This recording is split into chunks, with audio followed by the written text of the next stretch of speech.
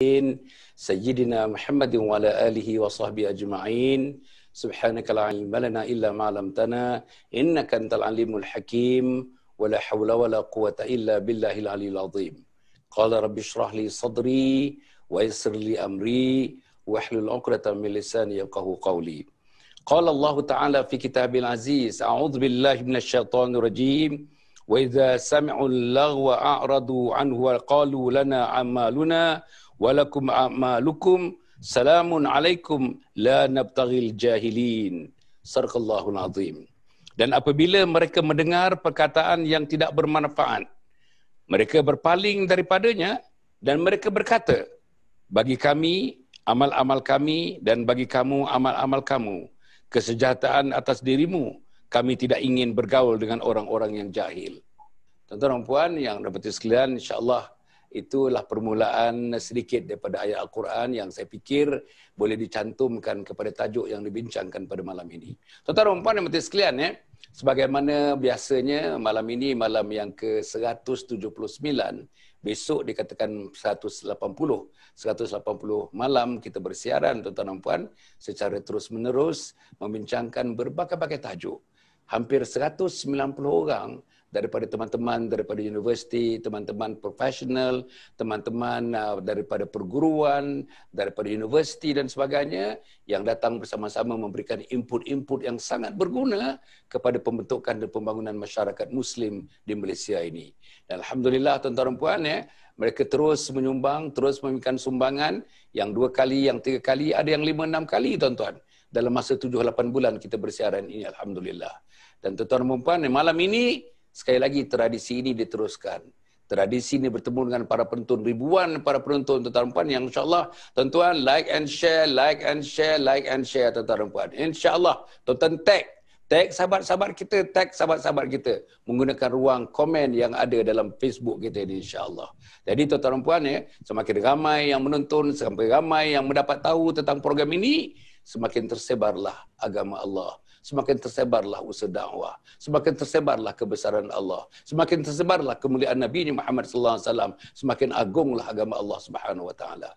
Tuan-tuan, malam ini kita membincangkan satu tajuk tuan-tuan, tajuknya yang agak-agak macam remeh sikit tajuknya, iaitu pasangan terlalu cerewet. Pasangan terlalu cerewet. Bila sebut pasangan ini dua-dua. Ada yang suami cerewet, ada yang wanita cerewet. Tapi bila kita bincang banyak-banyak literatur yang kita baca, kecerewetan itu biasanya ditujukan ataupun dipinkan atau dikalungkan kepada kumpulan isteri, kumpulan wanita. Tuan-tuan dan puan mati sekalian, yang akan membicarakan tajuk ini, yang pertama sekali tuan-tuan, Al-Fadhil Dr. Muhammad Izwan bin Muhammad Yusof, tuan-tuan dan puan yang pernah bersama-sama dengan kita. Saya namakan beliau sebagai pembicara yang pertama yang akan memberikan mukaddimah kepada program kita pada malam ini dengan tajuk yang diberikan itu. Yang kedua, tuan-tuan dan puan, insya-Allah kita ada Puan Faizah Jumari. Puan Faizah Jumari, tuan-tuan dan puan, seorang pendidik, seorang tuan-tuan dan puan principal ataupun pengetua kepada sebuah sekolah swasta yang terkenal di Kuala Lumpur, Setia Budi namanya tuan-tuan dan puan, insya-Allah. Dan beliau bersama-sama kita turun pada malam ini untuk memberikan sedikit pengalaman, sedikit ilmu yang beliau ada, terutama dalam bidang pendidikan untuk kita membincangkan tajuk pada malam ini. Dan tuan-tuan dan puan, yang ketiga ialah Dr. Yuni. Dr. Yuni. Namanya tuan-tuan sebenarnya Dr. Wan Nura Yuni binti Wan Zulkifli.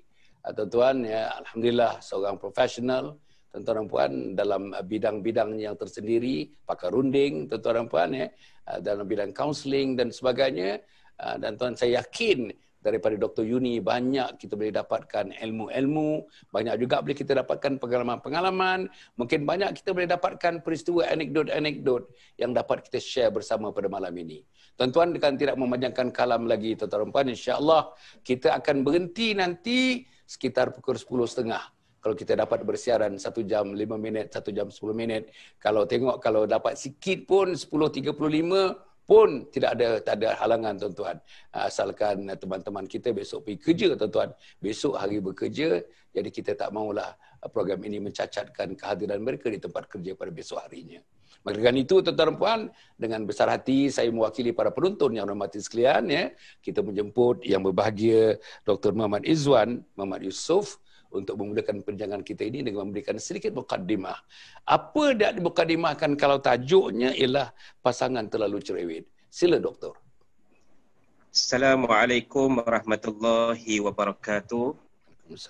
Terima kasih kepada Ayahanda Datuk Dr. Hasan Ali selaku pengenali perbincangan kita pada malam ini. Seterusnya sahabat ahli panel bersama Cikgu Faiza dan Dr. Yuni dan sidang penonton yang dirahmati Allah sekalian. Saya mulakan tajuk ini pada malam ini, Datuk, dengan memetik satu ayat daripada surah As-Saff. A'udzubillahi minasyaitonirrajim. Ya ayyuhalladzina amanu hal adullukum ala tijarah tunjikum min azabin alim tu'minuna billahi wa rasulih wa tujahiduna fi sabilillahi bi amwalikum wa anfusikum dzalikum khairul lakum in kuntum ta'lamun. Sadaqallahul azim. Allah Subhanahu wa taala berfirman, wahai orang yang beriman, mahukah kamu aku tunjukkan satu bentuk jual beli ataupun perniagaan ataupun bisnes yang mampu menyelamatkan kamu daripada azab yang pedih, iaitulah dengan cara beriman kepada Allah dan Rasulnya, kemudian berjihad di jalannya dengan diri kamu dan harta benda kamu. Dan itu yang terlebih baik untuk kamu sekiranya kamu mengetahui. Kemudian saya memetik sabda Nabi SAW yang mana dalam konteks berpasangan ini, khusus apabila suami nak pilih isteri ini, Datuk, dia akan melihat 4 benda. Kata Nabi, tungkahul mar'ah li arba' li jamaliha wa li hasabiha wa li maliha wa li diniha fazfar bidzatad din tarabat yadak. Sadaqah Rasul. Kata Nabi SAW, dinikahi seorang perempuan ataupun wanita itu dengan 4 faktor. Yang pertama kerana kecantikannya. Jadi siapa yang tak nak kalau yang ada rupa, Datuk, yang ada wajah yang sedap mata memandang. Baru ni bila ada seorang artis terkenal, siapa ni, Mira Filzah, berkahwin dengan pasangan suaminya itu, memang katanya ramai juga lelaki-lelaki yang kecewa. Tapi nak ceritanya, Datuk, itulah sifat manusia, dia suka kepada yang cantik. Kemudian dinikahi juga kerana keturunannya. Jadi kalau keturunan ini juga kadang-kadang memainkan peranan penting. Maknanya daripada mana dia dan daripada asalnya misalnya. Kemudian yang ketiga kerana hartanya dan yang keempat kerana agamanya.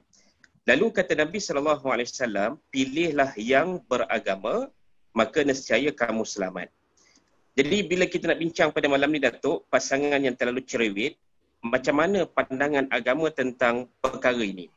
Saya kira secara umumnya kita boleh faham cerewet ini satu perkara yang dinisbahkan sebagai terlalu detail, terlalu teliti, perkara-perkara kecil, perkara-perkara remeh. Tapi adakah semua perkara itu menjurus kepada yang negatif ataupun ada bahagian yang positif yang kita boleh ambil sebagai manfaat bersama? Jadi kalau sebut dari sudut itu, Datuk, macam Datuk sebut tadi, orang lelaki ni, Datuk, bagi saya dia simple. Mana kalau pakaian tu setakat boleh pakai baju, ada t-shirt, seluar pun walaupun tak bergosok, boleh keluar rumah, tak ada masalah. Tapi kalau perempuan, Datuk, Masya Allah, dia nak punya siap itu 5 minit belum tentu selesai. Betul lah Cikgu Faiza, Datuk Yuni. Yang paling pantang, Datuk, kalau tudung dah bergosok, letak atas katil. Janganlah siapa-siapa pergi duduk, tersalah duduk, jagalah. Jadi orang-orang lelaki kalau tengok tudung isteri dah bergosok tu, boleh tenung aja. Jangan tolong duduk atas tudung tu. Jadi bagi saya dalam hal ini, secara umumnya, bila kita kata pasangan yang terlalu cerewet ini, kalau tidak kena gaya, dia boleh merumitkan hubungan suami isteri. Tapi seandainya ada tolak ansur, ada yang dikatakan toleransi, insya-Allah segala komen-komen, nasihat, literan sama ada suami atau isteri boleh ditangani dengan baik. Bagi saya itu mukadimahnya, Datuk. Wallahu a'lam. Alhamdulillah. Cantik doktor ya. Tuan-tuan dan puan ya, ayat yang dibaca tadi menekankan tentang keimanan dan berjihad di jalan Allah Subhanahu wa taala. Satu perniagaan antara insan dengan Allah Subhanahu wa taala yang diberikan ganjarannya yang begitu hebat. Ganjarannya pastinya syurga Allah Subhanahu wa taala. Dan doktor juga telah menyebutkan tentang 4 kriteria Islam sangat tekankan. Cantik menjadi kriteria, keturunan menjadi kriteria, kekayaan harta jadi kriteria, agama jadi kriteria. Of all the 4, pilihlah yang keempat, yang itu agamanya. Selamatlah kamu di dunia dan selamatlah kamu di akhirat. Yang ketiga yang disebut tentang pandangan agama tentang cerewet. Cerewet ini pun boleh ditengok tuan-tuan ya. Orang yang terlalu detail, orang yang remeh tetapi perkara itu terlalu besar bagi dia. Yang ini kadang-kadang boleh merumitkan hubungan antara suami dan isteri kerana kedetailan itu unnecessary being detailed. Dia suka kecil-kecil, benda-benda yang kecil, yang detail-detail tu. Menghabiskan masa, menghabiskan duit, menghabiskan berbagai-bagai, dihabiskan tenaga untuk melayan suatu kehendak manusia, tuan-tuan dan puan. Jadi terima kasih dengan mukadimah itu kita akan lanjutkan perbincangan kita Cikgu Faizah ya dengan mukadimah yang diberikan oleh Dr. Izwan tadi. Jadi kepada Cikgu Faizah ya, Cikgu ya dalam kita melihat tadi dah disebutkan, kalau ambil daripada apa yang disebut oleh Dr. Izwan tadi, jelas kepada kita. Semua orang ni, rasanya semua orang, soal cerewet ini ada pada semua orang. Yang membezakan kita adalah darjahnya membeza. Just a matter of degree. Ada orang yang terlalu cerewet. Ada orang yang tuan-tuan sederhana cerewetnya. Ada orang yang kurang cerewet. Ada orang yang tidak cerewet. Tidak cerewet itu tidak semestinya zero cerewet. Tetapi tuan-tuan dan puan, kecerewetan ini biasanya dikaitkan dengan wanita daripada laki-laki. Sebagaimana yang disebutkan oleh Dr. Izwan tadi. Jadi saya nak pergi kepada Cikgu Faizah. Ya. Dalam konteks cerewet ni, daripada pengalaman peribadi dan pengalaman persekitaran yang kita lihat ini. Ya. Yang pertama sekali, adakah cerewet itu ada tak makna-makna positifnya yang boleh menguatkan hubungan di antara suami isteri, ataupun lebih banyak kepada yang negatifnya yang boleh melonggarkan dan yang boleh merosakkan hubungan suami isteri yang dikendaki intim, damai, sejahtera, bahagia, tetapi oleh kerana kecerewetan itu menampakkan tuan-tuan agak sukar untuk mencapai matlamat damai, sejahtera, bahagia itu. Macam mana Cikgu Faizah? Okey, bismillahirrahmanirrahim. Assalamualaikum. Terima kasih kepada yang bahagia Datuk Dr. Hassan, ahli panel yang lain, Dr. Izwan dan juga Dr. Yuni. Okey, bila kita cakap berkenaan dengan pasangan yang terlalu cerewet, seperti yang Dr. cakap tadi, okey, bagi saya, dalam kehidupan kita ni, bila kita bertemu dengan pasangan kita, jadi sebenarnya setiap pasangan tu bila Allah temukan tu, dia mesti ada persamaan yang kita jumpa. Mungkin kalau dua-dua tu kalau seorang cerewet, mungkin yang seorang tu pun cerewet juga.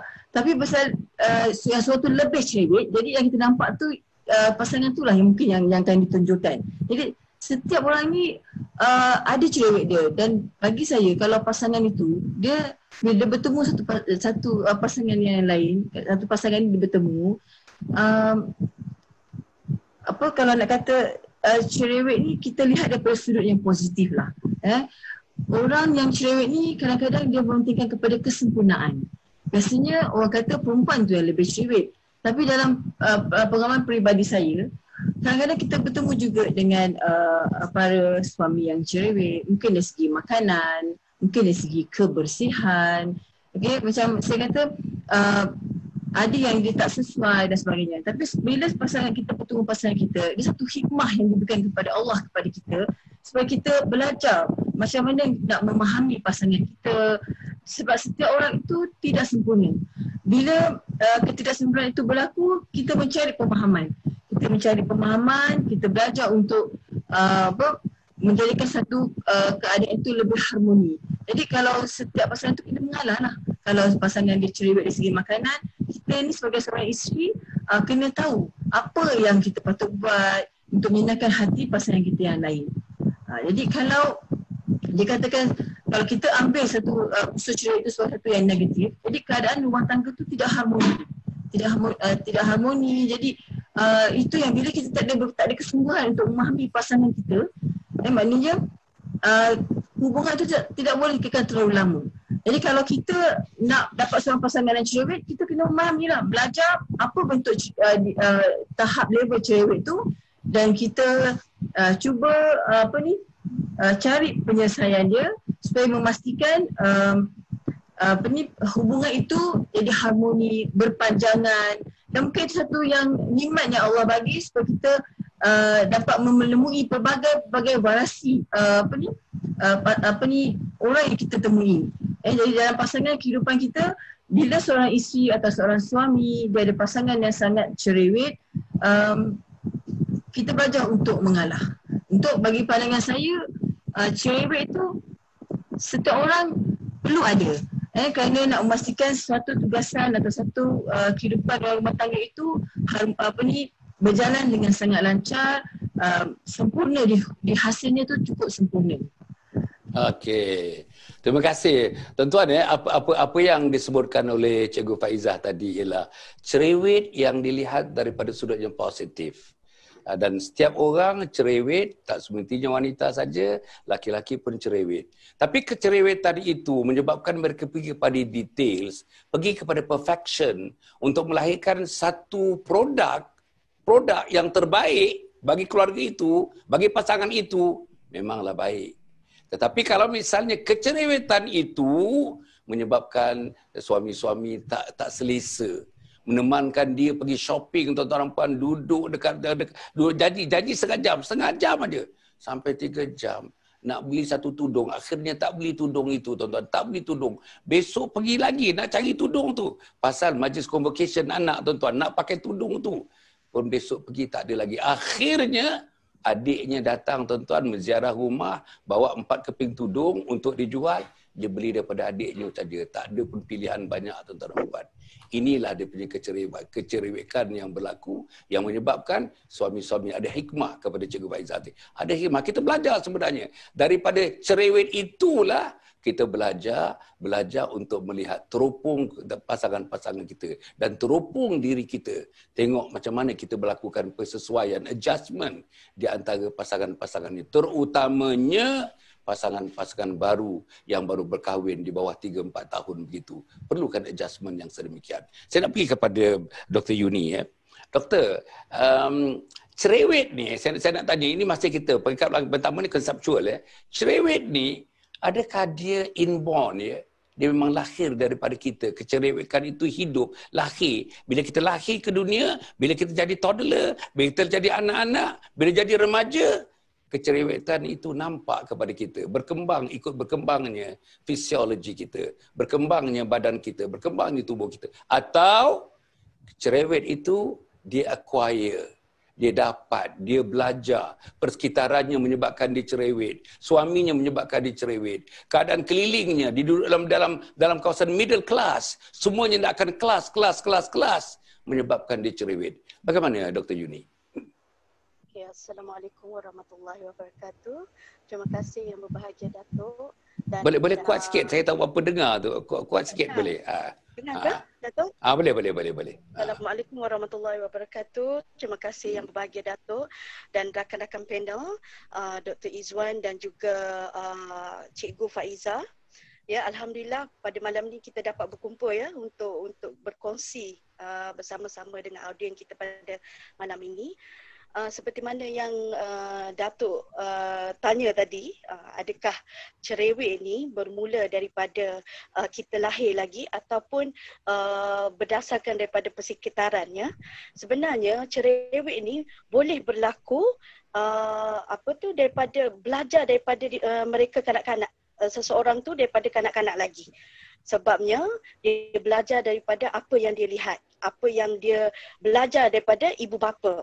ya, siapa yang membesarkan dia, macam mana environment keluarga membentuk tingkah laku cerewet itu.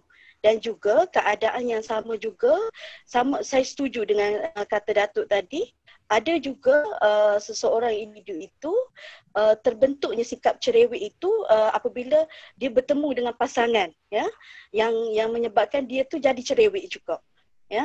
Walaupun berbalik kepada cerewet ini sebenarnya boleh dikaitkan dengan seorang yang mengutamakan kesempurnaan atau perfectionist, ya. Jadi apabila seseorang tu terlampau perfect dalam beberapa perkara, menyebabkan pasangan dia tu berasa tidak selesa. Itu yang akan jadi terlalu cerewet lah. Perkara yang negatif pada cerewet lah.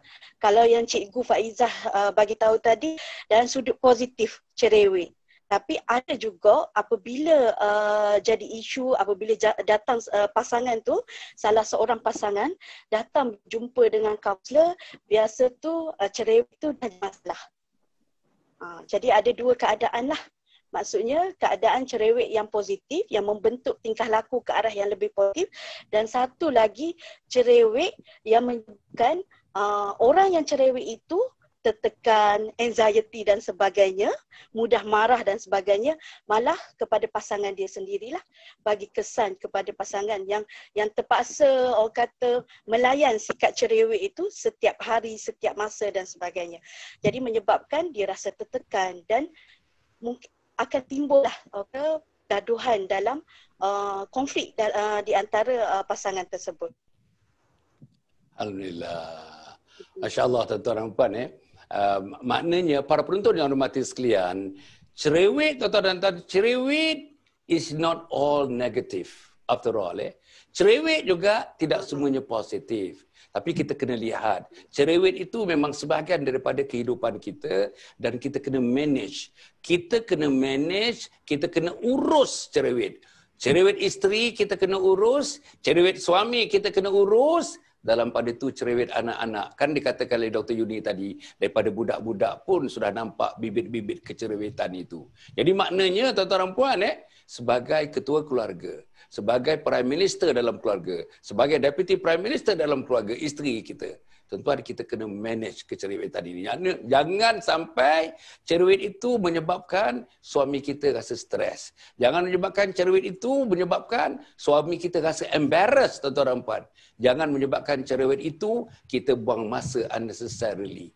Tetapi tuan-tuan dan puan, kalau misalnya perfection itu bagus untuk keluarga, bagus untuk kehidupan, dan yang pentingnya yang saya nak pergi kepada Dr. Izwan, macam mana cerewet itu dapat melambungkan, dapat menaikkan taraf agama kita. Kalaulah cerewet yang positif yang disebutkan tadi nak dikaitkan dengan agama, apa pun tuan-tuan dan puan, kalau cerewet hanya cerewet, tidak ada kaitan dengan Allah, tidak ada kaitan dengan Rasul, disebut tadi Dr. Izwan, tidak ada kaitan dengan jihad, tidak ada kaitan dengan agama, itu lara lah tuan-tuan, itu lara. Akhirnya jadi fata morgana dalam hidup kita ni tuan-tuan dan puan.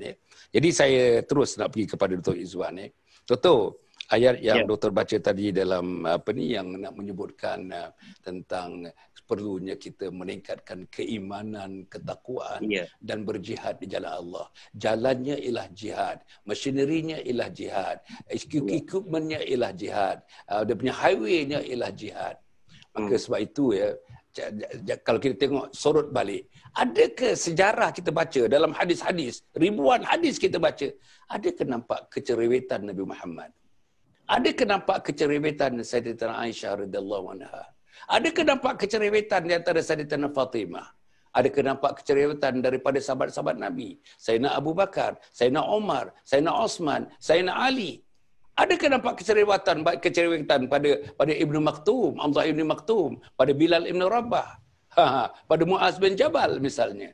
Tak nampak. Yang ada tuan-tuan dalam hadis, mereka berjuang. Yang ada, mereka melangkah terus melompat naik ke kuda mereka untuk berjuang. Yang ada, mereka hidup bercerita di antara mereka. Maka mana caranya kita mesti memenangi hati-hati insan untuk masuk ke dalam kumpulan manusia yang beriman, yang bertakwa kepada Allah Subhanahu Wa Taala. Macam mana Dr. Izwan? Baik, terima kasih Datuk. Saya kira di antara lontaran yang disebut oleh Datuk tadi sangat menarik. Sebab kita melihat bagaimana sirah perjuangan Nabi SAW dan para sahabat ketika di awal Islam itu memang penuh dengan cabaran dan dugaan. Jadi kerana itu, bagi saya dalam konteks ketika itu mereka melihat benda-benda yang besar yang melibatkan iman, mempertahankan akidah. Pun begitu, tanpa menafikan apa yang kita sebut dalam perbincangan kita pada hari ini, bila sebut yang disebutkan cerewet ini, kalau saya sendiri lah Datuk, saya menekankan dalam ahli keluarga saya, sama ada isteri dan anak-anak, saya cerewet tentang bab solat dan aurat. Jadi bab solat ni macam saya kata Datuk, kalau dalam tempoh PKP hari itu, di awal kita berkurung di rumah, stay at home, sebenarnya Allah ajar kita untuk beri sedikit masa kita berjemaah dengan ahli keluarga. Solat berjemaah. Sebab bagi saya sebelum ini, kadang-kadang kita pergi masjid surau, hanya kita seorang diri. Kita tak ajak pun isteri dan anak-anak kita. Sedangkan Allah sebut dalam Quran, surah At-Tahrim, Ya ayyuhalladzina amanu qu anfusakum wa ahlikum nara. Wahai orang beriman, pelihara diri kamu dan ahli keluargamu dari menjadi bahan bakar api neraka. Maksudnya, nak baik ni bukan kita seorang. Kita nak kena ajak lebih ramai yang terdekat ahli keluarga kita. Jadi sebab tu saya membayangkan, bila solat ni saya kata pada anak-anak, tolong sedaya mungkin kita solat berjemaah dan di awal waktu. Itu yang pertama. Yang kedua, bab aurat Datuk. Saya ada seorang anak perempuan dan isteri saya juga. Jadi dalam bab ni kadang-kadang, yelah kalau isteri, saya dia akan tanya, dia akan sebut pada saya, bang, pastikan kalau keluar tu jaga penampilan. Maknanya baju tu bergosok. Kadang-kadang kita ni Datuk orang lelaki, begitulah jubah ni, setakat mana yang elok pada pandangan kita walaupun adalah kedut sikit-sikit, pakai je lah bagi kita Datuk Tapi orang perempuan tak boleh, dia nampak sikit je kedut tu, ada kata bang, tukar jubah lain. Itu yang pertama. Tetapi saya pula dengan dia, kalau contoh dia memakai tudung, saya akan pastikan tudung itu betul-betul menepati spesifikasi syariat. Maknanya kita kata apa? Syariah compliance. Kerana kita yakin, bila kita menjaga bab solat dan aurat di kalangan pasangan kita dan ahli keluarga, insya-Allah dia akan melonjakkan sesuatu keluarga itu lebih memikirkan hal-hal yang besar, yang lebih utama, tanpa menafikan yang disebut sebagai perfectionist ataupun kesempurnaan, sebab ada juga nilai-nilai positif di situ. Jadi kalau kita lihat kepada sejarah Nabi sallallahu alaihi wasallam digambarkan seorang suami, seorang ketua keluarga yang bagi kita hampir tidak dijumpai. Bagi kita ni terlalu cerewet ataupun terlalu merungut dengan apa yang disediakan. Contoh kalau bab makanan, apa yang ada di dapur waktu itu, itulah yang bagi kita makan. Kalau tak ada disediakan, Nabi berpuasa. Tapi kita hari ni Datuk, walaupun yelah kita kata umat Nabi Datuk akhir zaman ni, orang lelaki ni pun kadang ada angin dia juga Datuk. Walaupun isteri dah sedia bawa tudung saji, tengok-tengok lauk semalam. Marah juga tu Datuk. Sebab apa? Sebab cerewet itu dia boleh ada juga pada suami, pada certain keadaan. Jadi bagi saya dalam hal ini, bila Datuk tanya tadi tentang sirah perjuangan para sahabat dan juga Nabi, memang digambarkan mereka waktu itu ada hal-hal besar yang lebih diutamakan tanpa menafikan hal-hal kecil yang positif untuk ditonjolkan dalam keluarga mereka waktu itu. Wallahu a'lam. Allahu akbar. Bagus. Maknanya saudara, kalau kita belajar daripada doktor tuan-tuan puan dalam musim COVID-19 ini, ada dua perkara yang sangat dicerewetkannya. Guna perkataan tu, yang sangat dicerewetkannya. Apa dua perkara tuan-tuan puan? Yang pertama salat, yang kedua ialah soal aurat. Soal aurat dengan salat. Itulah. Dan dia sebut tadi. Dia sebut. Mungkin dia tak panjangkan, tapi dia sebut, dia kata, yang menjaga salat, yang menjaga aurat, itulah jalan kepada terbukanya agenda-agenda yang lebih besar yang akan ditanggung oleh keluarga itu. Tuan-tuan nampak cantik lah, tuan-tuan. Cantik. ulasan yang diberi oleh Dr. Izwan tadi. Tapi yang ujung tu, dengan nutup aurat, dengan jaga solat, itulah pembuka jalan kepada agenda yang lebih besar. Apa agenda yang lebih besar? Nak dapat redha Allah Subhanahu Wa Taala. Apa agenda yang besar? Kita nak membawa Islam ke mercunya. Apa agenda yang besar? Kita nak jadi ahli syurga. La yastawi ashabun nari wa ashabul jannah. Ashabul jannati humul faizun.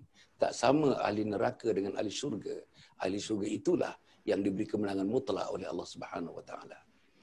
Saya nak berpindah kepada Cikgu Faizah. Cikgu, saya sebenarnya tak pernah jumpa lagi Cikgu Faizah ni agaknya. Tapi kita berjumpa di maya, di alam maya ni. Masya Allah. Saya pun tak pernah jumpa Dr. Yuni pun saya tak pernah jumpa. Agaknya Dr. Izwan pun wallahualam lah, wallahualam. Mungkin saya tak teringat. Mungkin ada jumpa atau tak jumpa. Tapi inilah tuan-tuan, inilah hikmah. Saya nak gunakan perkataan Dr. Faizah, Cikgu Faizah. Hikmah, inilah hikmahnya. Kita buat program ini, 189 orang penceramah-penceramah tuan-tuan yang datang daripada berbagai-bagai segmen dalam masyarakat. Dan kita bertemu, dan terus kita bertemu tuan-tuan. Terus kita berhubung. Kan kita punya skop, ruang tuan-tuan, ruang umat, ruang ukhuwah, ruang kita silaturahim, berkembang. Dan berkembang dalam dunia dakwah yang seperti ini. Menggunakan teknologi ini untuk jadi peralatan utama untuk mendakwahkan agama Allah Subhanahu Wa Taala. Saya nak pergi kepada Cikgu Faizah. Cikgu, ambil cerewet yang positif ke yang negatif ke tak kisahlah, tapi cerewet. Tapi apa niat orang yang cerewet? Minta maaf saya sebut ni. Apa niat dia?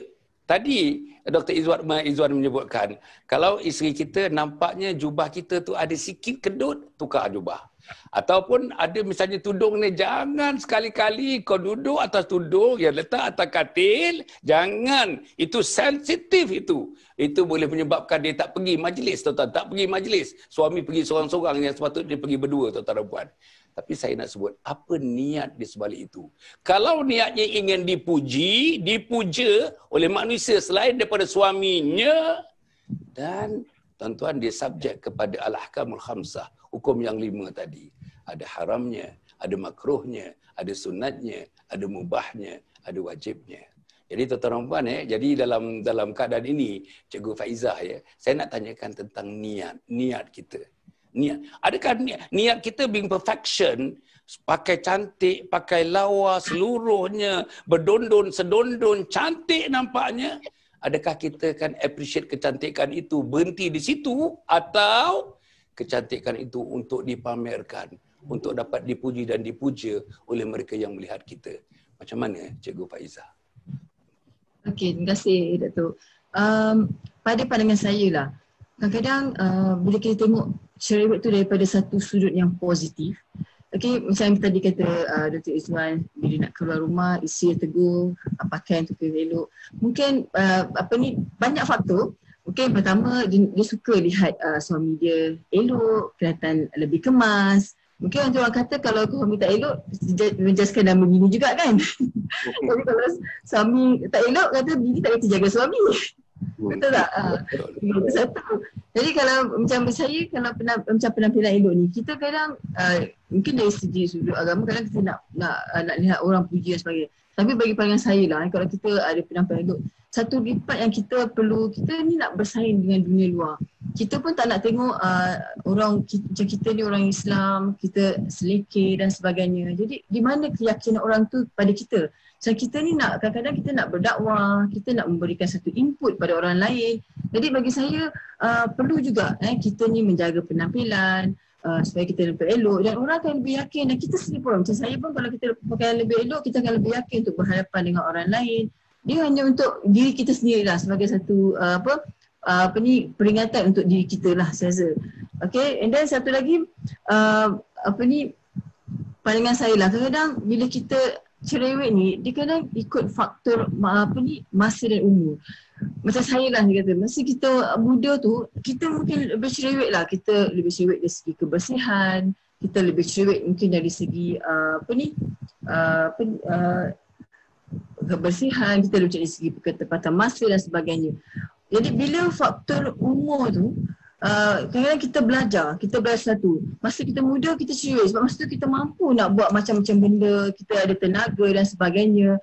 Tapi bila umur tu semakin meningkat, mungkin dari situlah kita belajar, pengalaman ada, kita ada kematangan. Jadi faktor cerewet tu jadi semakin berkurang dan kita belajar untuk menyelesaikan satu keadaan. Perlu tak kita nak penampilan yang lebih besar lagi, sedangkan ini sesuai tak dengan suasana kita, umur kita, faktor masa dan sebagainya.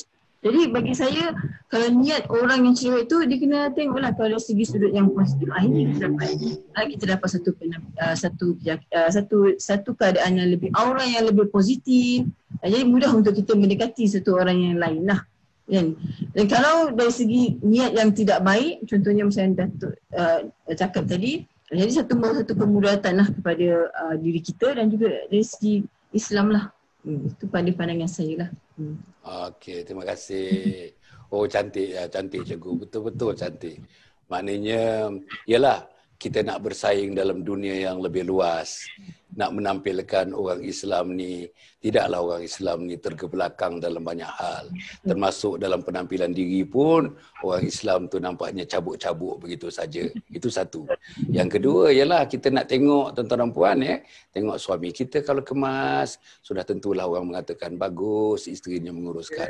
Tengok isteri pula kemas, Allah, suami kata tengok suami dia, sampaikan tudungnya, sampaikan apa, semuanya sedondong. Suami pula yang memilihkan tudungnya untuk baju yang dipakai, untuk menentukan kesedondongan itu berlaku. Alamak, inilah yang tuan-tuan dan puan, hal-hal yang sedemikian ni cantiklah ulasan daripada Cikgu Faizah tadi. Okey, saya nak pergi kepada Dr. Yuni. Doktor,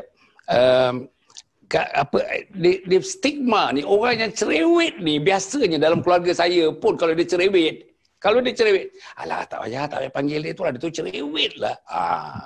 Tuan-tuan dia ada stigma, ada stigmatization dekat situ. Maknanya dia tu jangan, kau nak jadikan dia ketua ke, ketua penanggah. Oh, dia tu cerewet. Tu dia punya apa tu. Engkau nak jadikan dia penyambut tetamu. Jangan. Habis dia tegurnya orang kang. Orang tu pakai kasut, kasut dia macam tu pun ditegur. Dia tak kisah, dia tegurnya. Pasal standard orang tu dia nak jadikan macam dia, standard dia macam orang. Begitu tu. Jadi tuan-tuan dan puan, itu stigma. Macam mana stigma ni dalam masyarakat kita dalam keadaan. Tapi kalau kita tengok misalnya orang barat misalnya, minta maaf lah saya katakan, orang barat ni dia tak ada, dia dan kepala dia tak ada stigma macam itu. Well, fine, if you are if you go for details, it is good for you, that's fine. Now I love to see out of the details, your posture is very good, your posture is fine, your posture is excellent. Itu dia punya tuan-tuan, itu orang barat yang saya nampak lah. Tapi biar orang Melayu ni tuan, hati dia, tak maaf lah tuan-tuan nampak, hati dia lain sikit. Orang Arab pun tuan-tuan mulut aja bising, tapi hati baik tuan-tuan. Orang Arab ni hati baik. Saya pernah berkawan dengan orang Arab, banyak berkawan dengan orang Arab ni, bagus tuan-tuan, bagus, cukup bagus. Mulut memang kasar, perbuatan memang kasar, tapi hati baik. Tapi kita ni orang Melayu ni halus, bagus halus, pergerakan halus, tapi hati itu ada setengah-setengah. Ya Allah tuan-tuan. Oh, jangan main-main tuan-tuan ni. Inilah perkara ni yang saya nak minta kalau boleh Dr. Yuni tentang stigma tadi. Orang cerewet tidak dialu-alukan. Orang cerewet, orang tak nak berkawan dengan dia. Orang cerewet, dia merosakkan majlis. Orang cerewet menyebabkan orang fikir dua kali nak datang majlis dia. Begitulah. Macam mana Dr. Yuni? Kalau kita tengok daripada ulasan Dr. Izwan dan juga Cikgu Faizah tadi berkenaan tentang cerewet yang positif atau cerewet yang kita kata dikaitkan dengan tingkah laku ideal. Contoh, nak pastikan isteri pakai tudung mengikut syariat. Kena pastikan keluarga, ahli keluarga semua jangan tinggal solat, wajib untuk solat. Itu adalah tingkah laku ideal dan rasional. Jadi cerewet tu cerewet yang positif. Ada satu lagi yang seperti mana yang Datuk bagi tahu tadi adalah menyebabkan orang ni tak selesa dengan dia. Ya, cerewet dia tu menyebabkan orang rasa kalau dia ada, orang tak nak, orang tak suka dia. Itu mesti ada yang tak kena. Tingkah laku yang dirasakan tidak ideal atau tingkah laku yang tindakan yang tak rasional menyebabkan orang lain tu tidak selesa dengan dia. Sebagai contoh, kalau mungkin tadi banyak contoh di kalangan isteri ya Datuk. Jadi mungkin saya ada nak kongsi sikit ya. Sebab kes yang dirujuk kepada kaunselor ni pelbagai. Ada yang daripada pasangan dia suami yang cerewet, ada yang pasangan dia isteri yang cerewet ya. Ada contoh sampai satu peringkat cerewet ni di mana dia telah letakkan standard dia, syarat dia. Setiap hari kena tukar tuala. Ya, tuala wajib kena tukar tuala baru dan warna kena warna yang sama, warna putih. Okey, contoh situasi ya. Yang menyebabkan kalaulah isteri ni terlupa nak tukar, akan berlakulah pergaduhan. Dan isteri ni akan jadi rasa setiap hari tu rasa bimbang, rasa takut dimarahi, takut kena kena tegur, ya, takut berkonflik dengan suami disebabkan syarat yang telah ditetapkan oleh suami, terlampau cerewet bab-bab gitu. Jadi di sini kita kena melihatlah macam yang Datuk tanya, stigma tu ya, sebab itulah orang kata program ni sebenarnya macam yang kita buat sekarang ni salah satu langkah lah untuk memberi kesedaran masyarakat kita tentang kesan cerewet yang negatif ya. Jadi bila kita sedar kesan cerewet, contoh macam benda yang kata pasangan kita atau orang sekeliling yang dirasakan terlampau cerewet, mungkin orang yang signifikan dengan beliau perlu membantulah agar supaya dia ni tidak kata menjadi lebih teruk lah. Sebab cerewet ni dia dikaitkan dengan perfectionist. Dan perfectionist ni kalau tanpa perfectionist dia boleh sampai satu peringkat OCD, Obsessive Compulsive Disorder. Jadi bila sampai peringkat OCD ni sebenarnya dari segi orang kata biasanya orang OCD ni dikaitkan dengan macam terlampau nak bersih, basuh tangan ya berkali-kali ya. Kalau tengok baju kotor dia akan basuh. Dia tidak pernah dia rasa puas dengan apa yang dia buat dan orang lain buat. Dan satu lagi Datuk, orang yang sikap cerewet ni sebenarnya dia ada satu pemikiran yang apa yang dia rasa tu adalah betul. Jadi pasangan dan orang sekeliling dia perlu mengikut apa yang dia fikir dan apa tingkah laku yang dia rasa tu betul. Jadi semua orang kena ikut. So bila orang kena ikut, dia tak sedar yang sebenarnya pemikiran dia tu tak sama dengan orang lain. Mungkin orang lain tidak bersetuju dengan dia. Tapi orang yang terlalu cerewet ni dia rasa tindakan dia tu betul. Pemikiran dia betul. Itu jadi dia akan bagi efek kepada orang lain lah. Orang lain akan jadi stres dengan dia, tak selesa dan sebagainya. Jadi orang yang cerewet ni sebenarnya ada satu keadaan dia perlu ada komunikasi dan perlu bagi tahu kepada dia lah yang dia ni terlampau cerewet. Ya? Dan orang yang cerewet tu juga perlu sedar tentang situasi mereka lah. Ya? Tapi sebenarnya perlu ada teguran daripada orang lah. Kalau tak, dia memang biasanya orang cerewet ni, dia tak sedar tentang tindakan dia. Dia rasa apa yang dia buat tu betul. Ya? Allahu Akbar. Terima kasih. Inilah jawapan seorang professional counselor tuan-tuan dan puan ya. Berdasarkan kepada pengalaman, berdasarkan kepada klien-kliennya. Dia melihat tuan-tuan, cerewet ini, bagaimana cerewet ini beroperasi dalam masyarakat. Macam mana cerewet ini beroperasi dalam keluarga. Macam mana cerewet ini beroperasi hubungan antara suami dan isteri. Macam mana cerewet ini beroperasi dia berkat dirinya vis-a-vis orang-orang lain dalam keluarga, dalam masyarakatnya. Jadi pendekatan ni sangat-sangat cantik, pendekatan kaunseling seperti ini tuan-tuan dan saya yakin ada orang mendatangi Dr. Yuni akibat daripada perfectionist attitude, akibat daripada kecerewetan yang tersangat maka timbul masalah dalam keluarga yang berjumpa dengan Dr. Yuni itu, insyaAllah. Jadi agaknya saya yakin Dr. Yuni memang dah bersedia dengan prescription apa yang nak dibagi kepada orang yang terlibat dalam gejala yang sedemikian itu. Okey, kita rehat sebentar. Kita rehat dalam 1 minit, kita berehat. Kita ambil nafas sikit, tuan-tuan dan puan, dan kita akan masuk nanti kepada segmen yang ketiga dalam perbincangan kita nanti, insya-Allah. Kita rehat sebentar. Anjur Husnul Khatimah ialah sebuah projek bagi mengisi saudara keperluan insan-insan di permukaan bumi ini, iaitu untuk mati dalam Husnul Khatimah sesuai dengan doa kita. Allahumma khtim lana bihusnul khatimah wa la takhtim alaina bisu'il khatimah. Insya-Allah sebuah projek, sebuah kampus, sebuah kompleks yang dinamakan Anjur Husnul Khatimah yang akan didirikan tidak berapa lama lagi, dan insya-Allah akan memberikan khidmat yang terbaik kepada seluruh umat Islam untuk hidup dalam Islam dan mati dalam Husnul Khatimah.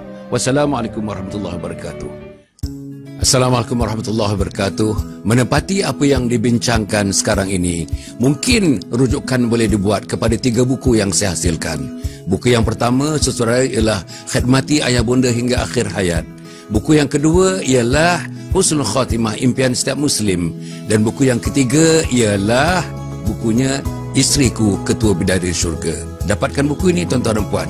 Bacakan buku ini, insya-Allah. Inilah buku panduan untuk kita menjadi insan yang baik, menjadi muslim yang baik, menjadi mukmin yang baik. Wassalamualaikum warahmatullahi wabarakatuh. Dapatkan madu tualang asli keluaran Kuatmed Seniam Berhad yang dijamin 100% asli dan memang berkualiti. Kepada anda semua, jangan tunggu-tunggu lagi. Order sekarang dengan WhatsApp kepada nombor yang tertera di skrin anda sekarang. First Move Childcare Center adalah sebuah organisasi yang melaksanakan fungsi-fungsi untuk mendidik, mengasuh anak-anak. Program yang kita kenalikan ini ialah untuk membantu ibu bapa. Kita hendak anak-anak tuan-tuan sihat, fizikalnya, tahap intelektualnya, tahap emosionalnya. Yang pentingnya ialah tahap spiritual.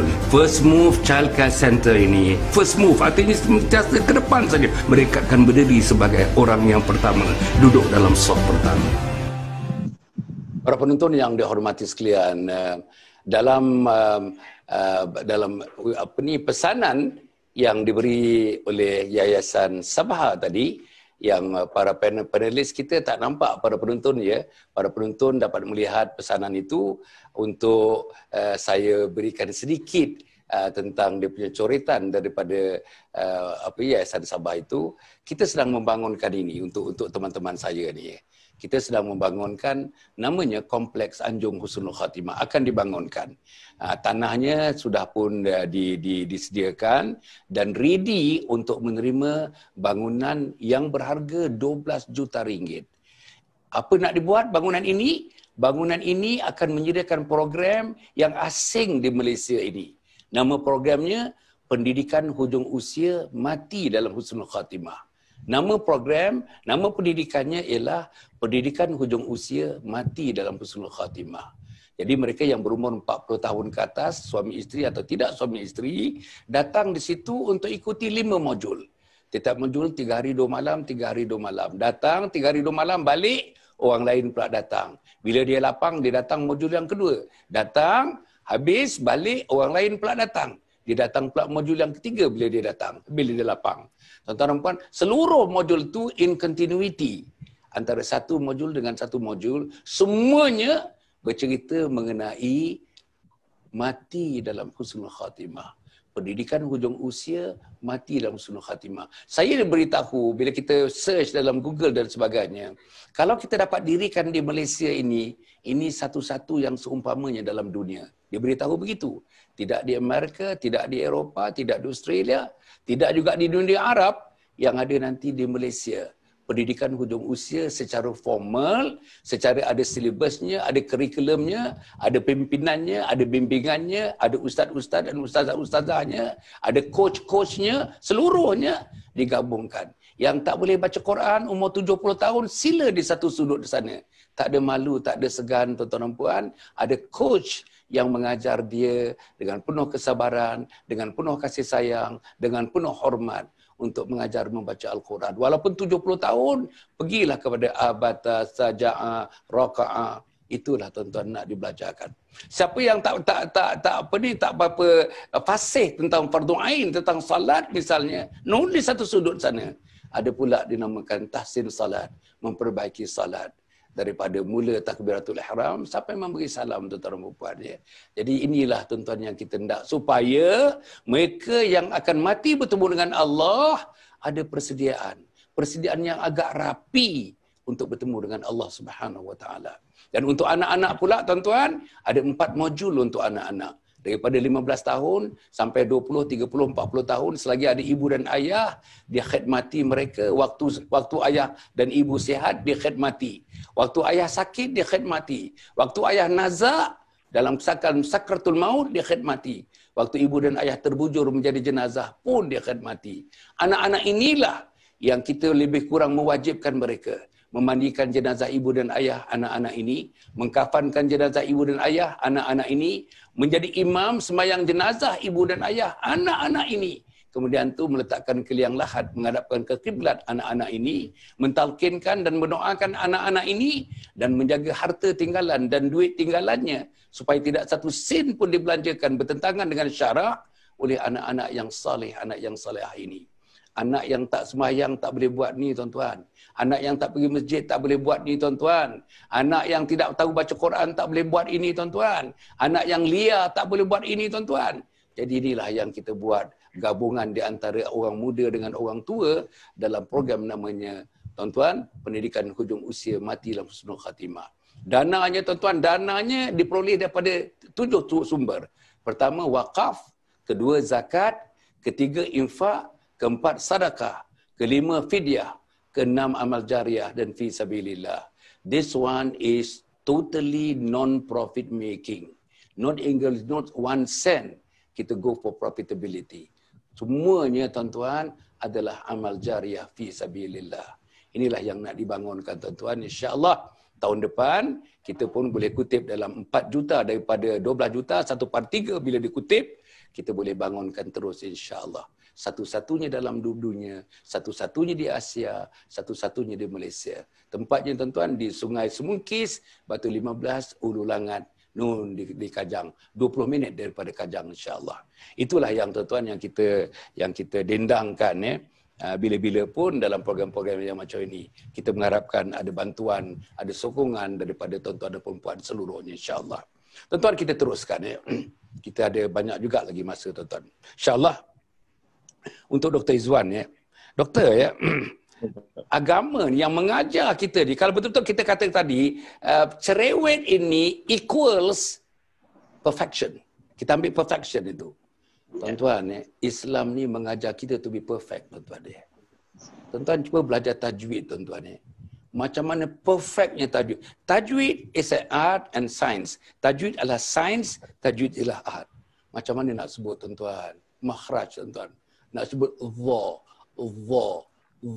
nak sebut dot, wala do tak jadi tuan-tuan, wala do tak jadi, wala za tak jadi, wala do. Jadi perfect tuan-tuan, perfect. Sehingga kan diukur perfection itu, tuan-tuan lidah tu dibagi, lidah depan, lidah tengah, lidah belakang, sentuh bibir kiri, sentuh bibir kanan. Masya-Allah tuan-tuan dan puan. That is perfection. Salat, Nabi kata, salatlah macam aku salat. Perfection tuan-tuan. Rukun qalbinya perfect, rukun qaulinya perfect, rukun fi'linya perfect.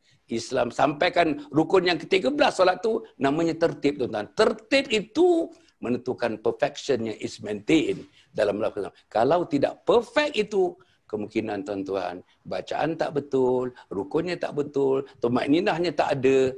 Mungkin sembahyang itu tak masuk dalam diterima oleh Allah Subhanahu Wa Taala. Dalam konteks ini agaknya Dr. Izwan, macam mana Islam melihat dan Islam betul-betul menyanjung perfection ataupun kecerewetan yang sedemikian itu yang ditranslatekan, diterjemahkan dalam bentuk amal ibadat yang kita lakukan untuk Allah Subhanahu Wa Taala. Sila Dr. Izwan. Baik, terima kasih kepada Yang Bahagia Datuk, sahabat ahli panel, Cikgu Faiza dan Dr. Yuni. Saya cuba rumuskan dalam konteks begini, Datuk. Berdasarkan hadis Nabi SAW, Nabi berpesan kepada kita, antaranya sabda baginda, Innallah yuhibbu idza amila ahadukum amalan an yutqina, sadaq Rasul. Sesungguhnya Allah sangat mengasihi di antara kamu apabila dia bekerja, maka dia bekerja dengan tekun. Kita boleh saja istilahkan tekun ini dengan committed, dedikasi, detail, perfectionist, sempurna. Dengan maksud apa saja yang kita buat itu, kita cuba selesaikan dengan sebaik mungkin. Dan inilah pun yang diajar oleh agama.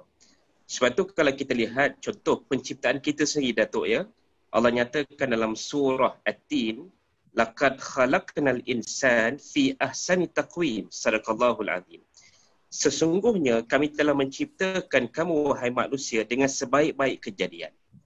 Allah sebut pula dalam surah Al-Mulk misalnya, allazi khalaqa sab'a samawatin tibaqa ma tara fi khalqir rahmani min tafawut farji'il basara hal tara min futur, sadaqallahul azim. Allah kata, kamilah yang jadikan langit itu sebanyak 7 lapis, 7 tingkatan. Dan cuba kamu lihat pada langit Allah itu ada ketidaksebaran, kecacatan, ketidaksempurnaan. Nescaya kamu tidak akan berjumpa. Maksudnya apa? Allah mengajar kita, Datuk, supaya dalam apa saja usaha yang kita lakukan, memang kena ada plan, ada perancangan. Yang kedua, kena buat sehabis baik. Sebab tu kalau contoh kita lihat dalam penciptaan langit dan bumi, dalam surah As-Sajdah, Allahul ladzi khalaqas samawati wal ard fi sittati ayyam. Allah menciptakan langit dan bumi dalam tempoh 6 hari. Sepatutnya, Datuk, kalau kita lihat dalam surah Yasin, dan 2 ayat yang akhir itu Allah menyatakan fasubhanalladzi biyadihi malakut innama amruhu idza arada syai'an ay yaqula lahu kun fayakun. Apabila Allah nak berkehendakkan sesuatu, memadai Allah menyatakan kun, jadilah, maka sesuatu itu akan terjadi mengikut kehendaknya. Jadi sepatutnya pencipta langit dan bumi ni kenapa pula ambil masa sampai 6 hari? Maka di sinilah para ulama tafsir mengulas bagaimana Allah mengajar manusia, insan, makhluk yang diciptakan itu, dalam apa saja usaha yang kamu nak buat, kena ada turutan, kena ada perancangan, kena ada plan.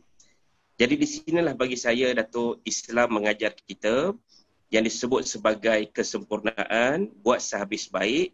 Bahkan dalam amal ibadah itu pula diulas oleh Imam An-Nawawi, misalnya, dibahagikan kepada 3 kategori ibadah, Datuk.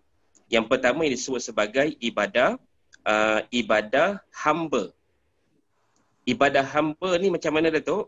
Maknanya dia buat sesuatu kerana takut akan dibalas kalau dia tak buat.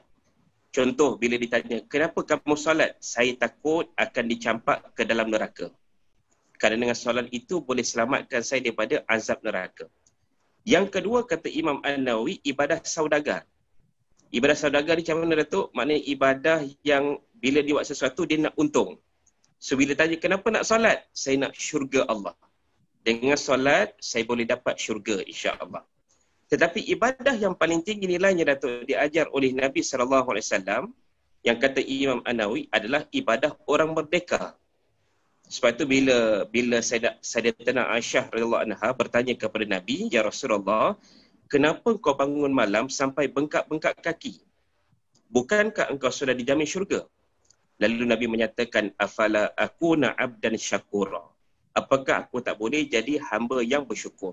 Jadi walaupun Nabi itu sifatnya maksum, sudah dijamin syurga oleh Allah, tetapi Nabi beribadah sebagai tanda kesyukuran dan memanifestasikan tanda kehambaan dia kepada Allah. Dan inilah ibadah yang paling tinggi nilainya, Datuk. So dalam Islam, bagi saya, kita relate balik kepada tajuk kita malam ni. Inilah bentuk cerewet yang positif yang Dr. Yuni sebutkan tadi, yang mendorong kita ke arah kebaikan, kesempurnaan yang diajar oleh agama. Wallahualam. Masya-Allah.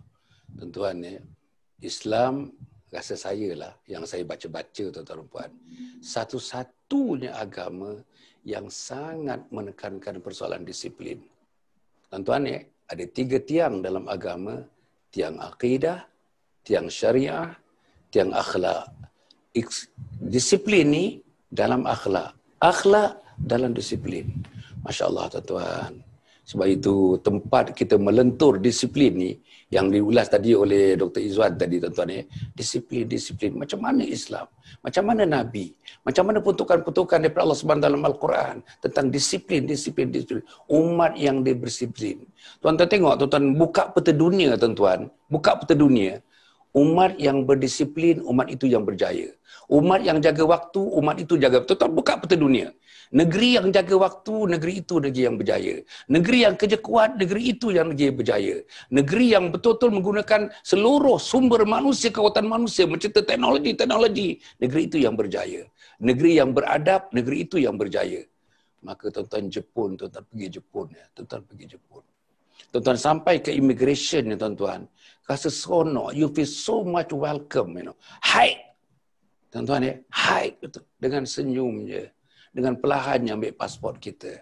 Habis dengan hide sekali lagi. Tuan-tuan, dia hormat kepada kita. Pergi hotel, masuk hotel, hide. Tuan-tuan ya, macam mana tuan-tuan ya? Naik ke tepi dia tuan-tuan. Saya pernah tinggal dekat sana dekat-dekat 9 hari tuan-tuan. Ke tepi dia, 9 hari, tak pernah minit, tak pernah lewat kurang daripada 1 saat, kurang daripada 1 minit. Tak pernah. Perfect, tuan-tuan. Perfect. Itulah Jepun. Itulah Korea. Sekarang negara China, tuan-tuan, yang penduduknya hampir 2 bilion itu, tuan-tuan, menggunakan sistem disiplin yang sedemikian. Mereka maju, mereka ke depan. Pergi pula negara Islam, tuan-tuan tengok negara Islam, tuan-tuan puan. Itulah seorang penulis yang masuk Islam, tuan-tuan puan. Dia kata, aku pergi ke Eropah, aku tengok tidak ada Islam, tetapi manusianya manusia Muslim. Tetapi aku pergi Egypt, aku tengoknya semuanya manusia Muslim. Tapi perangai mereka tidak menggambarkan mereka sebagai Muslim. Tuan-tuan dan puan-puan. Inilah inilah letaknya perfection. Inilah letaknya kesempurnaan. Saya nak pergi kepada Cikgu Faiza. Cikgu, dalam konteks organisasi, sekolah lah, dalam konteks sekolah. Sebagai pengetua, saya terlalu yakin ada suara-suara sumbang dalam guru-guru, tuan-tuan. Cerewet. Puan cerewet dah bercakap. Puan ni bercakap nak cerita tentang kita nak capai satu matlamat. Kita nak ada fasa-fasa mencapai matlamat. Kita nakkan supaya mak bapak gembira dengan anak-anak. Kita nak fikirkan kita mencatat satu prestasi yang bertingkat-tingkat lebih baik tahun ke tahun. Kita nak disiplin yang tinggi di sekolah ini. Maka adalah satu perancangan besar yang nak bersekolah. Tuan-tuan, dalam mesyuarat, ya. Di luar mesyuarat, tengoklah cerewet macam-macam. Tuan-tuan, apa yang saya nak sebut? Memang kita share semuanya kehendak sekolah untuk meninggikan prestasi murid, prestasi guru dan sebagainya. Tapi tuan-tuan, yang nak menyambutnya itu tidak sebagaimana yang sepatutnya disambut sebagai insan yang berdisiplin. Tapi zaman Nabi Muhammad SAW, tengok tuan-tuan, budak-budak di bawah umur 12 tahun tuan-tuan, di bawah umur 12 tahun berjuang bersama Nabi Muhammad. Bila Nabi Muhammad memeriksa barisan macam itu tuan-tuan, budak ni melompat supaya tingginya sama dengan soldadu-soldadu yang lain. Tuan-tuan bayangkan disiplinnya mereka, tuan-tuan. Disiplin. Ketenteraannya disiplin. Manusianya disiplin. Salatnya disiplin. Di medan jihadnya berdisiplin. Tak boleh, tuan-tuan. Orang Islam bila berjihad, tuan-tuan, berperang, pokok-pokok tak boleh potong. Orang tua tak boleh disakiti. Orang wanita-wanita tak boleh disakiti. Kanak-kanak tak boleh disakiti. Semuanya mesti dihormati. Air-air tak boleh dicemarkan. Bayang, tuan-tuan, disiplin yang ada. Itu perang, tuan-tuan. Jadi di peringkat sekolah tadi, kita hendak sekolah ni mencapai yang terbaik. Dan memang cikgu-cikgu pun setuju. Tetapi dalam pelaksanaannya, disiplin pelaksanaan, agaknya mana-mana sekolah pun merasakan tuan-tuan ada problem di situ, tuan-tuan. Macam mana cikgu? Okey, terima kasih Datuk. Bismillahirrahmanirrahim. Itulah bila cerita pasal sekolah, pasal disiplin. Mungkin keadaan sekarang ni dengan pandemik COVID-19 ni, kita melalui satu keadaan yang mungkin keadaan yang getir jugalah. Manakah anak-anak sebenarnya 4 bulan berada di rumah, mereka mungkin bila ibu bapa boleh tengoklah pantauan anak, keadaan orang lebih kepada gadget, handphone, laptop dan sebagainya.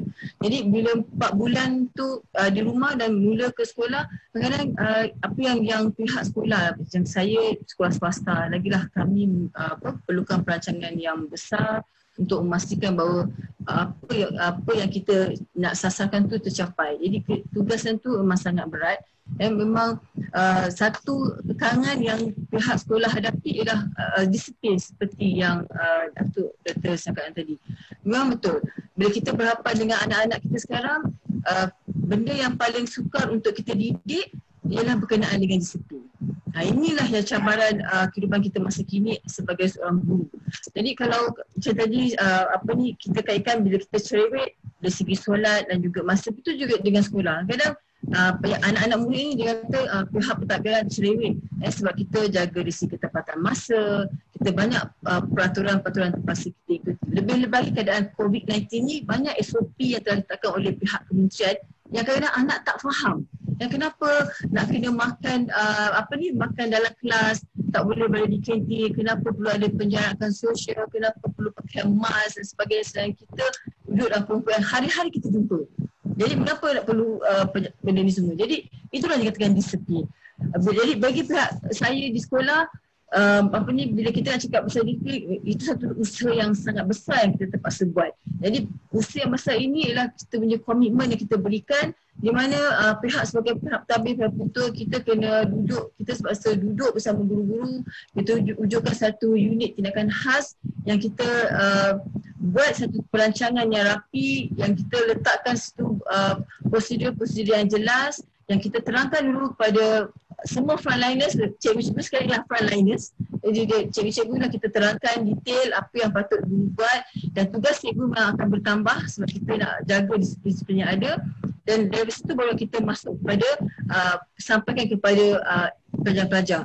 Jadi bila kita cakap pasal disiplin, kita kena mulakan dulu dengan guru-guru lah. Sebab guru-guru inilah mungkin dia lah idola kepada pelajar-pelajar, guru lah dia tonggak kat depan ni, jadi guru lah contoh yang terbaik kepada anak murid. Jadi guru-guru ni kita didik, kita perlu berikan satu clear direction, satu pemahaman yang sangat jelas, sasaran yang sangat jelas, satu perancangan yang kukuh yang di mana mereka kena faham, dan barulah mereka boleh sampaikan kepada pelajar-pelajar. Sebab bila nak cakap pasal disiplin, anak-anak sekarang ni apa saja kita buat, kita kena ada satu penjelasan. Dia tahu bila kita kata okey, kita tak boleh buat macam ni, kenapa tak perlu buat? Perlukan penjelasan. Inilah cabaran getir yang kita hadapi sekarang ni. Jadi untuk di sekolah, bagi saya seperti yang kita wawarkan tadi, memang Islam sebenarnya didik kita untuk jadi orang yang sempurna, perfect. Kalau kita nak solat, kita kena bersih, kita kena sempurna, kita kena jaga tertib kita dan sebagainya. Begitu je dalam kehidupan sehari kita. Kalaulah pelajar-pelajar Islam terutamanya, kalau mereka faham yang kita sebenarnya semua dah dibentuk dengan sangat cantik dalam Al-Quran, didikan tu semua jelas dalam Al-Quran, tapi kenapa kita tak dapat melaksanakannya? Tepuk dada, tangis selera. Sebab contoh yang ke depan yang ada ialah kita lah, orang dewasa, guru, ibu bapa, masyarakat. Inilah 3 kompleks yang sangat besar yang perlu tunjukkan contoh kepada remaja kita. So, anak-anak remaja kita sekarang ni berada dalam satu keadaan yang sangat kritikal. Kalau kita tak didik mereka, tak beri satu suasana kesan yang lebih positif, kita tahu satu hari nanti di mana kita berada. Khasnya anak-anak kita ni lah yang Islam, di mana mereka berada. Macam mana khalifah yang kita nak bentuk ni boleh kita lahirkan yang seimbang di dunia dan juga di akhirat. Yang inilah semakin longgar. Sebab itulah saya kata di sekolah disiplin sangat-sangat penting. Disiplin ni luas, bukan saja segi penampilan, bukan saja dari segi pemakaian, bukan saja dari segi tingkah laku dan adab. Inilah macam kami di sekolah menengah sudi, inilah kita buat. Tugas memang berat, tapi kita kena satu hati, kita kena ada satu kerjasama yang sangat besar, kita kena bagi satu kita kena tunjukkanlah satu keadaan yang kita buat ni, disiplin ni bukan menyusahkan tapi sebenarnya memberi satu manfaat kepada mereka untuk mereka lalui satu kehidupan yang lebih baik di masa depan.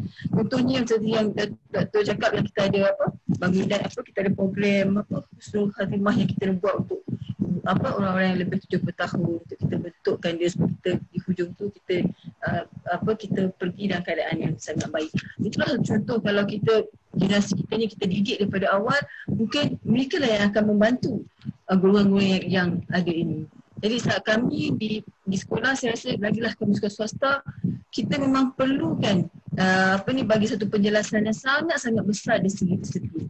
Dan saya memang percaya dengan disiplin yang tinggi ni, dengan adab yang tinggi, disiplin yang tinggi, memang anak murid kita akan percaya. Itulah yang saya memang setuju dengan pandangan daripada semua, daripada teman Datuk berkenaan dengan disiplin. Jadi tugas tu sangat berat bagi kami waktu sekarang inilah, untuk kita nak kita serapkan nilai disiplin dalam diri anak-anak kita. Tapi kita sabarlah. Jadi malam ni mungkin dengan sikit-sikit bila Datuk buat program-program macam ni, saya rasa sikit sebanyak ia dapat membantu untuk memberikan penjelasan, memberikan satu yang dipanggil suntikan lah. Walau tak dapat sikit pun, jangan dapat banyak pun, sikit pun jadilah untuk kita bagi makanan kepada rohani khasnya kepada golongan yang ada sekarang inilah. Okey. Masya-Allah tuan-tuan ya. Tuan-tuan ya, di situlah tempatnya tuan-tuan. Tapi itu sekolah ni dah level yang kedua. Level yang pertama ialah level rumah tuan-tuan, yang Dr. Yudi tadi menyebutkan. Rumah ni, mak bapak ni. Mak bapak tak tunjuk disiplin. Mak bapak marah isteri dia, marah mak dia depan-depan anak-anak, tak ada disiplin. Mak bapak turun ke bawah tuan-tuan, pakai ikat kain begitu aja. Macam baju tak pakai, singlet tak pakai, anak dara ada. Kan? Memanglah dari segi auratnya memang boleh, tetapi dari segi adabnya, kesopanannya, macam mana? Macam mana kita bercakap dengan mak bapak? Ada setengah bercakap dengan mak bapak macam adik-beradik aja. Ada cakap dengan mak bapak, tuan-tuan sambil-sambil dia main gadget, dia bercakap dengan mak dengan bapak dia. Mana? Where is the eye contact? Where is the face-to-face contact? Mana tuan-tuan dan puan? Itulah disiplin. Dan di sekolah saya diberitahu lagi akhir-akhir ni tuan-tuan dan puan. Masalah disiplin. Masalah yang cikgu 2 hari yang lepas cerita kat saya, salah satu masalah sekolah ialah budak-budak tidur tuan-tuan. Pukul 9 dah tidur, letak kepala atas meja tidur. Sebab sampai pukul 2 pagi mereka melayan tuan-tuan smartphone mereka dengan gadget-gadget itulah tuan-tuan. Macam mana nak belajar tuan-tuan? Kalau hati, jiwa, perasaan, tangan semuanya dengan gadget, macam mana nak dengar syarahan cikgu tu? Macam mana nak dengar matematik kat depan tu? Macam mana nak dengar kimia kat depan tu?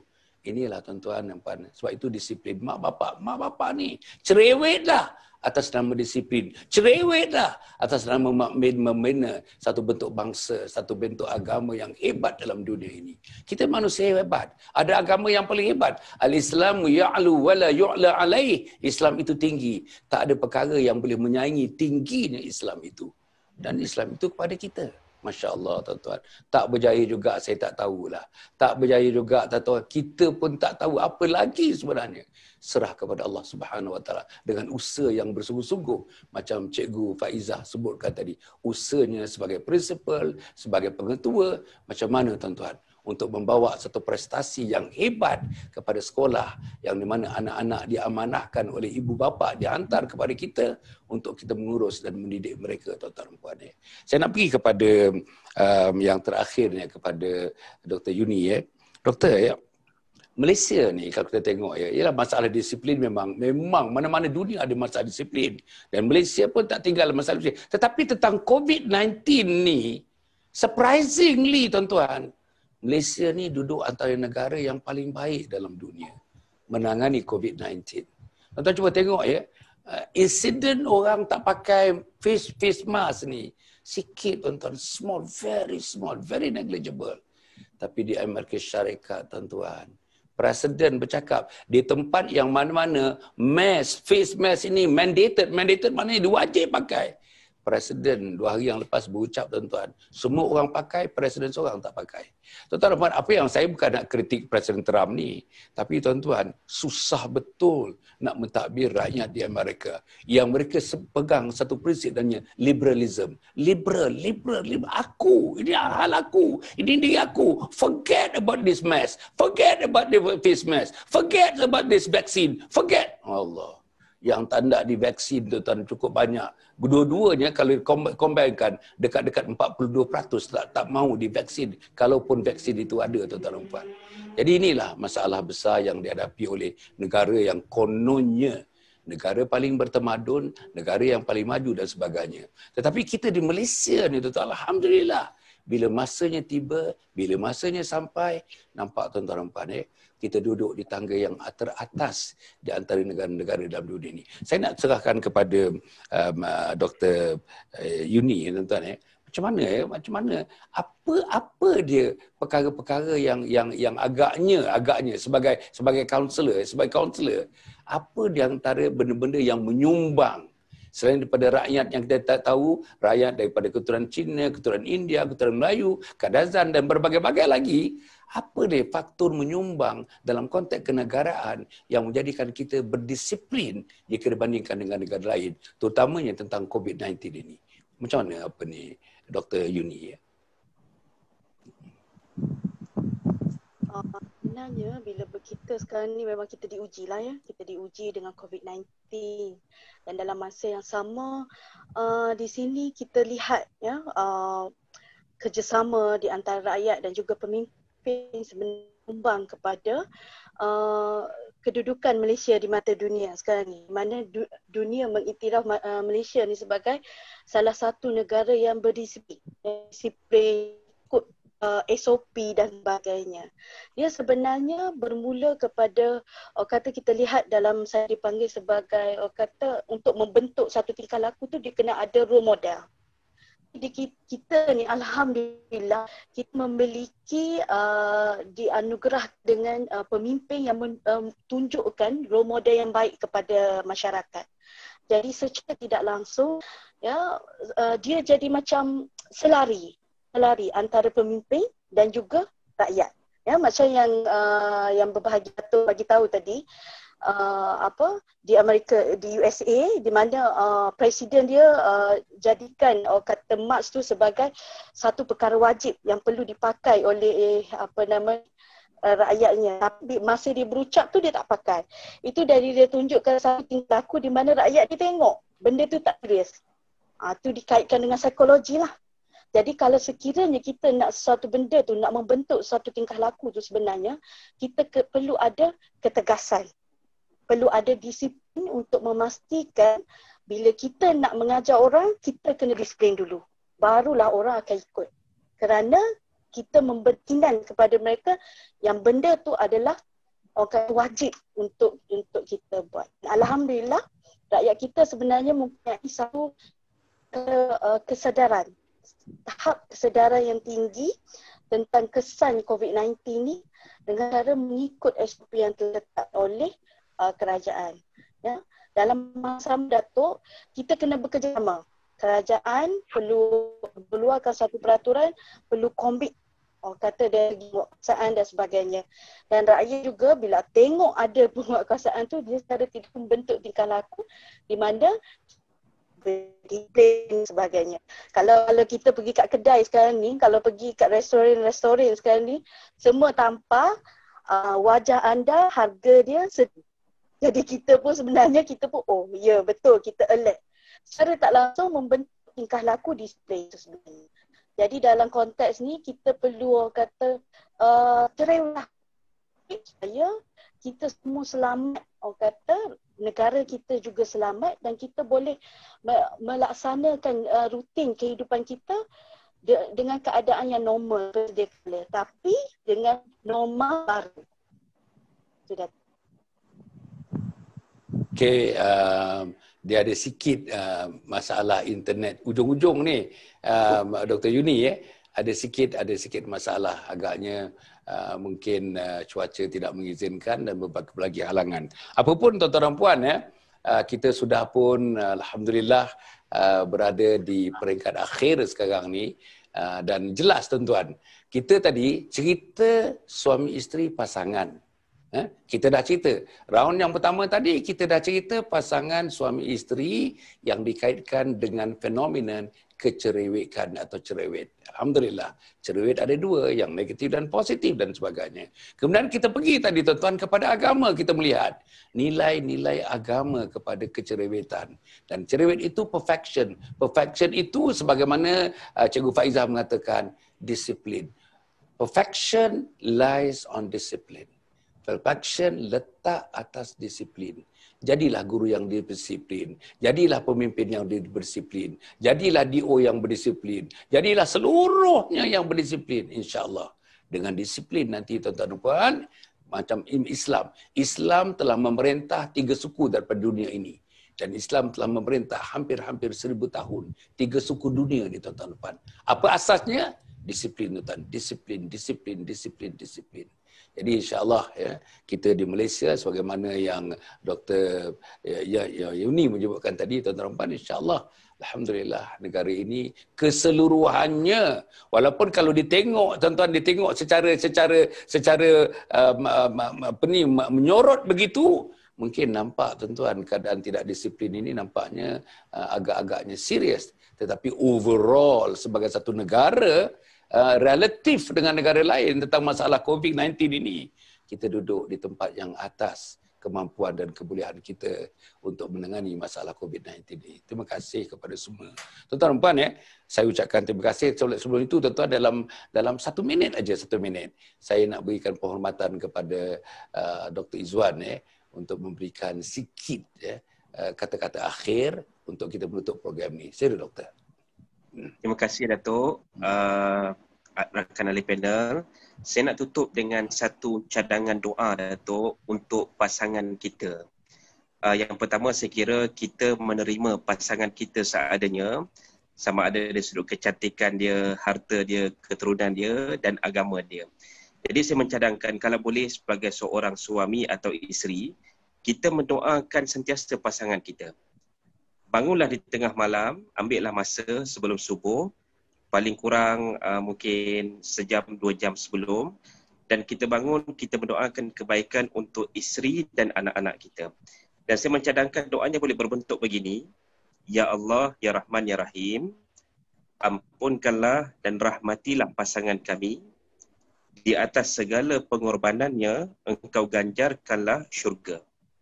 Aku cinta kepadanya, aku kasih kepadanya hanya kerana-Mu ya Allah, dan kekalkanlah jodoh kami hingga ke syurga. Saya kira itu sebagai penutup kepada tajuk kita malam ni Datuk. Wallahu a'lam. Allah, terima kasih. Terima kasih banyak-banyak kepada Dr. Izwan. Terima kasih kepada Cikgu Faizah. Pertama kali kita bersua Cikgu, alhamdulillah. Seronok saya mendengar apa yang Cikgu nak buat. Seronok saya dengar macam mana apa vision dan mission Cikgu sebagai pemimpin organisasi yang namanya sekolah. Kerana di situlah sebenarnya ada tempat yang paling kritikal untuk membentuk manusia-manusia Malaysia, sama ada pemimpinnya, sama ada rakyatnya, orang atasnya, orang bawahnya. Sekolah itulah workshop yang pertama, tempat pembinaan selain daripada ibu bapa di rumah. Dan kepada Dr. Yuni, kita ucapkan terima kasih. Minta maaf lah, hujung-hujung tadi internet tu ada sikit, bukan problem sangat, sikit saja. Macam apa tu, ada sikit gangguan suara, begitu saja. Tapi apapun, dalam masa 1 jam lebih 15 minit ni, kita dapat bersiaran dengan baik, dengan masing-masing mengukuhkan pendapat dan hujahnya. Alhamdulillah. Bagi tuan-tuan dan perempuan, jelas tuan-tuan, jelas maknanya cerewet itu is not that all negative after all. Ada yang positifnya, tetapi kita kena manage dia. Suami, isteri kena bekerjasama, manage dengan dada yang terbuka. Kalau isteri nampaknya terlalu cerewet, kurangkan degree kecerewetan. Kalau suami terlalu cerewet, kurangkan degree kecerewetan. Kurang-mengurang itu akan bertemulah insya-Allah kasih sayang kemesraan suami, isteri dan sebagainya insya-Allah yang kita bincangkan pada malam ini. Terima kasih kepada semua. Terima kasih pada penonton. Jangan lupa like and share. Tuan-tuan dan puan-puan, terus like and share. Like and share, like and share. Dan tag kawan-kawan kita menggunakan space yang ada dalam komen dalam Facebook ini. Jangan lupa tuan-tuan, pergi kepada kita punya YouTube, tuan-tuan. YouTube Dr. Hassan Ali. Dr. Hassan Ali. Ada yang 5 minit punya program, ada yang 15 minit punya program, ada yang setengah jam punya program, ada yang 1 jam punya program. Dalam YouTube, tuan-tuan dan puan, insya-Allah. Tuan-tuan pergilah loceng dan tekanlah loceng itu untuk dapatkan notification, tuan-tuan dan puan. Dan juga boleh pergi pada Instagram. Instagram Dr. Hassan_Ali. Dr. Hassan_Ali. Dan untuk kita punya FB page Datuk Dr. Hassan bin Muhammad Ali, tuan-tuan, yang tuan-tuan sedang saksikan sekarang ini. Mari kita terus bersama-sama, tuan-tuan. Gunakan platform yang ada, gunakan cara yang ada, gunakan apa yang ada, persekitaran yang ada dan juga kelengkapan yang ada yang disediakan di depan kita ni. Mari kita gunakan sebaik-baiknya untuk melonjakkan agama Allah Subhanahu Wa Taala. Dan kita, tuan-tuan, menjadi instrumen-instrumen, menjadi agent-agent untuk menentukan agama Islam itu berada di mana tempat puncak yang sepatutnya, tuan-tuan dan puan. Cukup setakat itu. Terima kasih kepada semua sekali lagi. Aqulu qawli hadza wa astaghfirullahalazim li wa lakum wa lisairil muslimina wal muslimat. Innahu huwal ghafurur rahim. Wassalamualaikum warahmatullahi wabarakatuh.